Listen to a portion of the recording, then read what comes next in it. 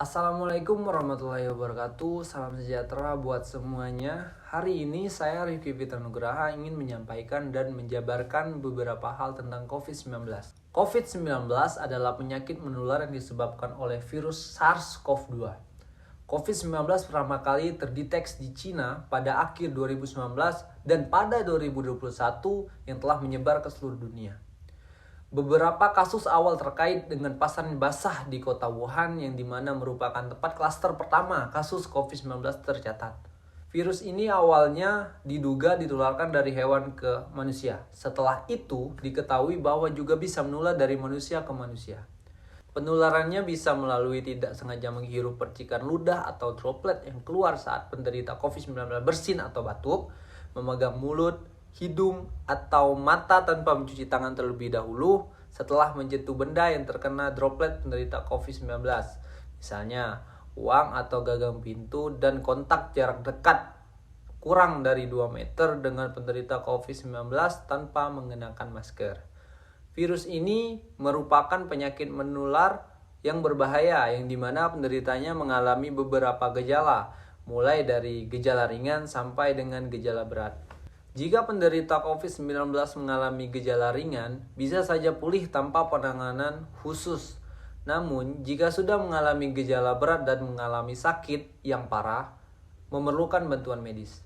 Rincinya, gejala COVID-19 ada 4 jenis, dengan gejala yang berbeda pula. Yang pertama tanpa gejala. Tanpa gejala dapat merasakan frekuensi napas antara 12-20 kali per menit dan kadar saturasi oksigen 95% atau lebih.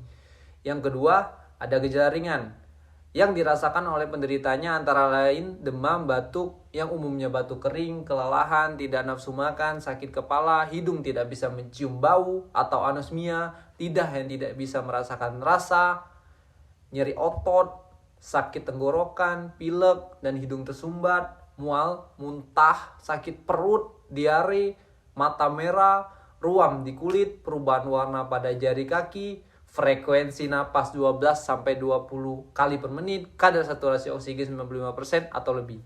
Yang ketiga, gejala sedang yang dirasakan oleh penderitanya sama dengan gejala ringan, namun ditambah dengan sesak napas ringan. Frekuensi napas 12-30 kali per menit. Kadar saturasi oksigen di bawah 95%. Nah, yang keempat, gejala berat yang dirasakan oleh penderitanya sama dengan gejala ringan namun ditambah dengan sesak napas. Frekuensi napas lebih dari 30 kali per menit, kadar saturasi oksigen yang di bawah 95%. Untuk mengetahui bagaimana pasien terinfeksi COVID-19 ialah melalui rapid test antigen, tes PCR atau swab test, tes darah lengkap. Untuk penderita COVID tanpa gejala dan gejala ringan, cukup lakukan isolasi mandiri selama 2 minggu dengan tidak keluar rumah dan menjaga jarak dengan orang dalam satu rumah, selalu menggunakan masker jika keluar rumah atau saat akan berinteraksi dengan anggota keluarga.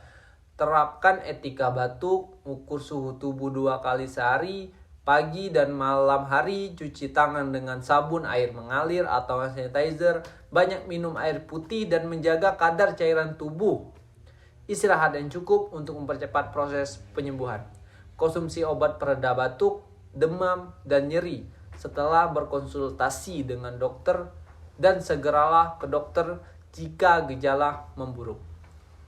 Jika penderita COVID mengalami gejala berat, dokter akan merujuk untuk menjalani perawatan dan karantina di rumah sakit rujukan. Namun, jika menderita COVID-19 parah, bisa menyebabkan komplikasi serius berupa gagal napas, pneumonia, gagal jantung akut, gagal hati akut, infeksi sekunder pada organ lain seperti penyakit jamur hitam, gagal ginjal, gangguan pembekuan darah, ARDS, shock septik sampai dengan kematian.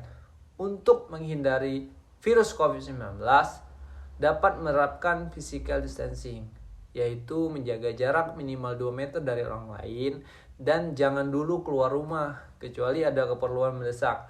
Gunakan masker saat beraktivitas di tempat umum atau keramaian. Rutin mencuci tangan dengan air dan sabun atau sanitizer. Jangan menyentuh mata, mulut, dan hidung sebelum mencuci tangan. Tingkatkan daya tahan tubuh dengan menjalani pola hidup sehat. Misalnya, olahraga rutin dengan mengkonsumsi makanan bergizi serta suplemen. Hindari kontak dengan penderita COVID-19. Tutup mulut dan hidung menggunakan tisu saat batuk atau bersin. Jaga kebersihan benda yang sering disentuh dan kebersihan lingkungan. Jaga sirkulasi dan kebersihan udara di dalam ruangan. Dari data yang dikeluarkan oleh WHO, sampai saat ini sudah ditemukan beberapa varian SARS-CoV-2 penyebab COVID-19, yaitu varian Alpha, Beta, Gamma, Delta, dan Omicron. Untuk mencegah COVID-19, juga diwajibkan melakukan vaksinasi. Vaksinasi adalah pemberian vaksin dalam rangka menimbulkan atau meningkatkan kekebalan seseorang secara aktif terhadap suatu penyakit. Sehingga apabila suatu saat terpapar dengan penyakit tersebut tidak akan sakit atau hanya mengalami sakit ringan dan tidak menjadi sumber penularan. Pelayanan vaksinasi COVID-19 dapat dilaksanakan di puskesmas pembantu, klinik, rumah sakit, dan unit pelayanan kesehatan di kantor kesehatan pelabuhan atau KKP dengan dilaksanakannya vaksinasi tersebut. Vaksin adalah produk biologi yang diberikan kepada seseorang untuk melindunginya dari penyakit melemahkan, bahkan mengancam jiwa. Vaksin dengan merangsang pembentukan kekebalan terhadap penyakit tertentu pada tubuh seseorang. Tubuh akan mengingat virus atau bakteri pembawa penyakit, mengenali dan tahu cara melawannya. Jenis vaksin di Indonesia saat ini ada vaksin Sinovac, vaksin AstraZeneca, vaksin Pfizer, dan banyak vaksin lainnya. Ya, sekian penjabaran dari saya tentang COVID-19. Terima kasih atas perhatiannya. Saya harap video ini bermanfaat untuk kita semua. Assalamualaikum warahmatullahi wabarakatuh.